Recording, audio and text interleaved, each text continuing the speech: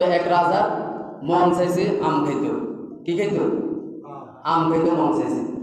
তো আম খাইতে মন চাইছে, ধরেন এখন আমের সিজন না, এখন তো আবার গরম টরম করে বেদিন মানুষ অন্য সময় আম পাওয়া যায়, কিন্তু তৎকালীন সময় এরকম মানুষের জ্ঞান মেধা ছিল না, আমও পাওয়া যাইতো না। এখন আমের মুখে পড়তেছে আম পাইব কই। তখন রাজার মন চাইছে আম খাইতো।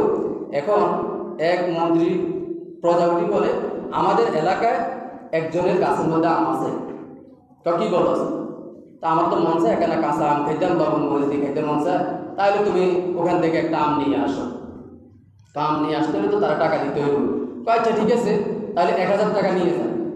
তো তখনকার সময় আম একটা হলো 4 আনা 2 আনা 5 আনার মধ্যে পড়ে।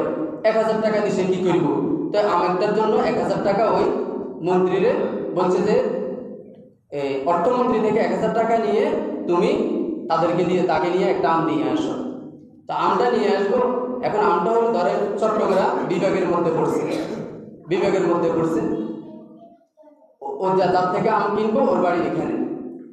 এখন আম কিনতে আসছে, আরে মন্ত্রীরে দিছে, আর মন্ত্রী আরে আম ওকে বলে 1000 টাকা, দেশ তো আর দেশের জায়গা নাই, এখান থেকে 1000 টাকা কিনলে দিব, এখান থেকে আমি 500 টাকা রাখি দিই। তো মন্ত্রী রাখি দিছে 500 টাকা রাখি। এবার বিভাগীয় প্রধান চট্টগ্রামের মধ্যে ওই বিভাগীয় প্রধানের কাছে পাঠাইছে যে 500 টাকা দিয়ে অমুক জায়গা থেকে অমুক স্থান থেকে, ধরেন নোয়াখালী থেকে অমুক জায়গা একটা আম নিয়ে আসার জন্য বলছে। তো চট্টগ্রাম বিভাগের মধ্যে ওখানে পাঠাইছে।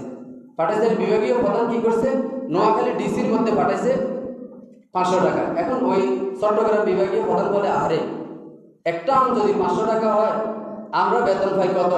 10 টাকা 20 টাকা বেতন পাই, দরকার আছে না তারপরে 500 টাকা পাঠালেন, আমি এখান থেকে কি করি, আমি 250 টাকা রাখি দিই। তো চট্টগ্রাম বিভাগীয় প্রধান 250 টাকা রাখি দিয়েছে, আর হয়েছে 250 টাকা। এই 250 টাকা পাঠাইছে ডিসির কাছে পাঠাইছে, আরে কমা বেতন আমরা কত পাই, 2 টাকা 3 টাকা বেতন পাই, এই বেতন থেকে আমরা আমাদের চলেনি। তো ডিসি কি করছে, এই 250 টাকার থেকে 100 টাকা নিজে রাখি দিছে, আর 100 টাকা বলে দিছে যে ধরেন উপজেলা বেগমগঞ্জে পাঠানোর জন্য এখানে পাঠাই দিছে, ইউনোর কাছে পাঠাই দিছে, ইউনোর কাছে পাঠাই দিছে। এরকম দেশ কমই চলতেছে, আমকে বেলে 100 টাকা, 1 টাকা 2 টাকা দিয়ে তো আম পাওয়া যায়, দরকার গিয়া এখানে 100 টাকা পাঠাই দিছে। ইউনো সাহেব আচ্ছা ঠিক আছে, তাহলে কুতুবপুর ইউনিয়নের মধ্যে ইউনিয়ন পরিষদের চেয়ারম্যানের কাছে পাঠাই দিই 100 টাকা, 75 টাকা ইউনিয়ন পরিষদে পাঠাই দিছে। ইউনিয়ন পরিষদের চেয়ারম্যান উনি বলেন, দরকার আছে না আমাকে 75 টাকা দিয়ে কিনে খাওয়ার, রাজাল্লাহ আমরা পাঠাবো, প্রধানমন্ত্রী আমরা পাঠাবো, যে বাবুক যেমন পাঠাবো। তো 75 টাকার তো 50 টাকা নিজে রাখি দিছে, আর 25 টাকা সৈদের উপরে ডাকি বলে তুই 5 টাকা রাখি দিস, আর ওই আমওয়ালার 20 টাকা দিয়ে দিস। দেখছেন, এটা হলো আমাদের দেশ, আমরা ওখান থেকে 1000 টাকা ভাগ হইতে এখান থেকে আসতে অথচ সে রাজা তো জানে অনেক কাহিনী। এজন্য দুনিয়ার মানুষ হিসাব করে চলতে হবে। আস্তে লাস্টে 20 টাকা পাইছে আমওয়ালা, 1000 টাকা ঘোড়া পায় নাই। এই দেশটা, এই পৃথিবীটা দুর্নীতি করতে এই পর্যন্ত আসছে। আর আমরা ইমান বিশ্বাস করেন, নামাজ পড়েন, কোরআন থেকে পড়বো, কোরআন থেকে আমাদের ইমান তরুতাজা হবে। ইমান যদি তরুতাজা করতে হয়, তাহলে আমরা মসজিদ যেভাবে পাকা হয়েছে, প্রত্যেকটা মানুষ, প্রত্যেকটা জাতি এভাবে পাকা হইতে হবে। ঠিক না বেটি?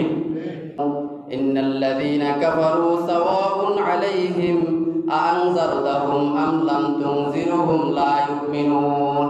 আল্লাহ রাসূলকে আল্লাহ নিজেই বলে দিয়েছেন, আপনি যতই দাঁড়ে যাবেন, তারা ঈমান আনবে না, কারণ তাদের অন্তরের মধ্যে আমি মোহর মেরে দিয়েছি।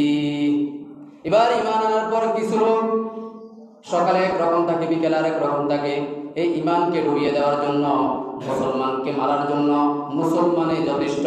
ওই কাফের ইহুদিদের সাথে তারা হাত মিলানো হয়, ইহুদি কালচারদের সাথে তারা হাত মিলানো হয়।